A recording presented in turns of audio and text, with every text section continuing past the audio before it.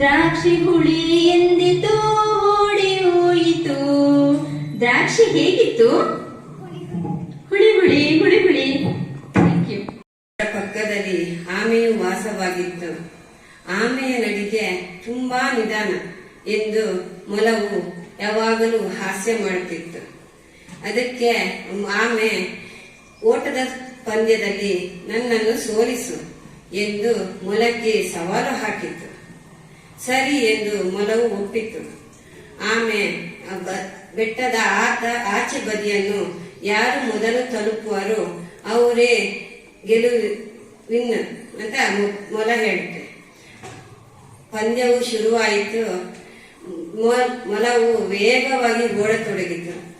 ಆಮೆ ನಿಧಾನವಾಗಿ ಹೆಜ್ಜೆ ಮೇಲೆ ಹೆಜ್ಜೆ ಹಾಕಿ ಸಾಗುತ್ತಿತ್ತು. ತುಂಬಾ ದೂರ ಓಡಿದ ಮೊಲವು ಗೆಲುವು ಇನ್ನೇನು ಹತ್ತಿರದಲ್ಲೇ ಇದೆ ಎಂದು ಈ ಮರದ ಬುಡದಲ್ಲಿ ವಿಶ್ರಾಂತಿ ಪಡೆಯುತ್ತೇನೆ ಎಂದು ಮೊಲವು ಅಲ್ಲೇ ಮಲಗಿ ಬಿಡುತ್ತೆ. ಆಮೆಯು ನಿಧಾನವಾಗಿ ವಿಜಯದ ಗೆರೆ ಹತ್ರ ಸಾಗುತ್ತಿರುತ್ತದೆ. ತುಂಬಾ ಸಮಯ ನಿದ್ರೆ ಮಾಡಿದ ಮೊಲವು ಗಡಿಬಿಡಿ ಮಾಡಿಕೊಂಡು ವಿಜಯದ ಗೆರೆಯ ಹತ್ರ ಓಡತೊಡಗಿತು. ಆದರೆ ಆಮೆಯು ಅದರಿಗಿಂತ ಮುಂಚಿತವಾಗಿ ವಿಜಯದ ಗೆರೆಯನ್ನು ಮುಟ್ಟಿತು.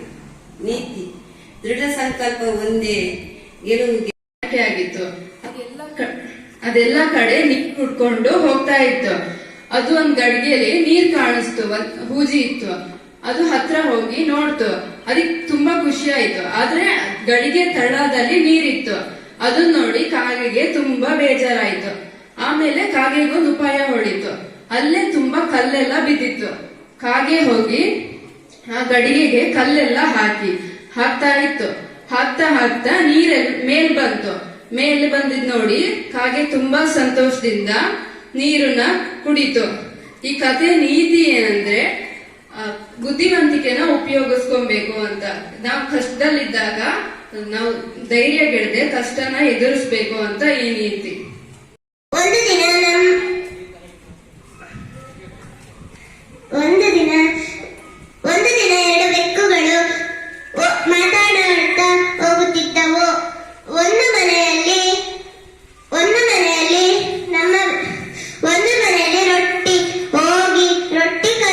ರೊಟ್ಟಿ ತಗೊಂಡು ಹೋದವು.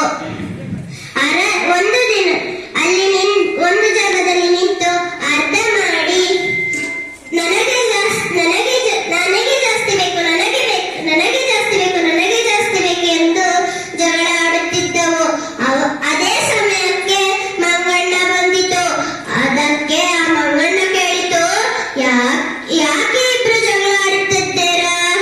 ಅದಕ್ಕೆ ಎರಡು ಬೆಕ್ಕುಗಳು ಹೇಳಿದವು, ನನಗೆ ರೊಟ್ಟಿ ಜಾಸ್ತಿ ಬೇಕು ಎಂದು ಹೇಳುತ್ತಿದ್ದವು. ಅದಕ್ಕೆ ಮಂಗಣ್ಣ ಹೇಳಿತು, ಇಬ್ಬರು ಜಗಳ ಆಡಬೇಡಿ, ನಾನು ಹೋಗಿ ತಗಡಿ ತರುತ್ತೇನೆ ಎಂದು ಹೇಳಿತು. ಇಲ್ಲೇ ಇರಿ, ಎಲ್ಲೂ ಹೋಗ್ಬೇಡಿ. ಅದಕ್ಕೆ ಹೋಗಿ ಮಂಗಣ್ಣ ತಕ್ಕಡಿ ತಂದು, ಇಬ್ಬರು ಅರ್ಧ ಮಾಡಿದ್ದೀವಲ್ಲ, ನಾನು ತರುತ್ತೇನೆ, ನೀವು ಅರ್ಧ ಮಾಡಿದ ರೊಟ್ಟಿಯನ್ನು ಕೊಟ್ಟು ನಾನು ಸಮಪಾಲು ಮಾಡ್ತೀನಿ ಎಂದು ಒಂದು ತಗಡಿ ಕೆಳಗೆ ಬಂದಾಗ ಅದನ್ನು ಮುರ್ಕೊಂಡು ತಿಂದು, ಇನ್ನೊಂದು ತಗಡಿ ಕೆಳಗೆ ಬಂದಾಗ ಅದನ್ನು ಮುರ್ಕೊಂಡು ತಿಂತ ಕೆಳಗೆ ಬರ್ತಾ ತಿಂತ ಆ ರೊಟ್ಟಿ ಖಾಲಿ ಆಯಿತು. ಅವೆರಡು ಬೆಕ್ಕುಗಳಿಗೆ ರೊಟ್ಟಿ ಸಿಗಲಿಲ್ಲ. ಅವೆರಡು ಬೆಕ್ಕುಗಳು ಸೆಪ್ಪೆ ಮುಖ ಮಾಡಿಕೊಂಡಿತ್ತು. ಅದಕ್ಕೆ ಈ ಕಥೆಯ ನೀತಿ ಏನೆಂದರೆ ಇಬ್ಬರ ಜಗಳ. ಆಮೆಗೆ ಹಕ್ಕಿಗಳಂತೆ ಹಾರಾಡುವ ಬಯಕೆಯಾಯಿತು.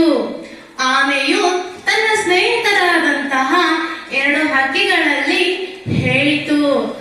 ಆ ಹಕ್ಕಿಗಳು ಈ ಆಮೆಯನ್ನು ಹೇಗೆ ಹಾರಾಡಿಸುವುದು ಎಂಬ ಯೋಚನೆಯುಂಟಾಯಿತು.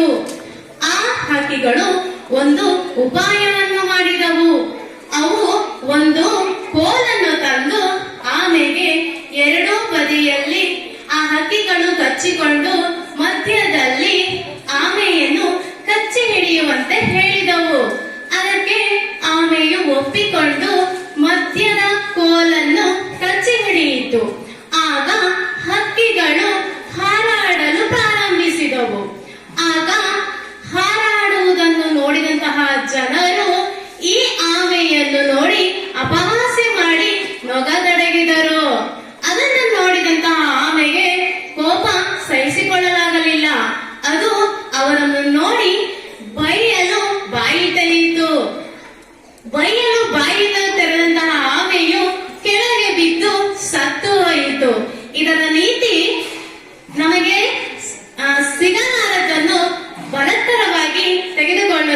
ಪ್ರಯತ್ನಿಸಬಾರದು ಎಂಬುದು ಇದರ ಅರ್ಥವಾಗಿದೆ.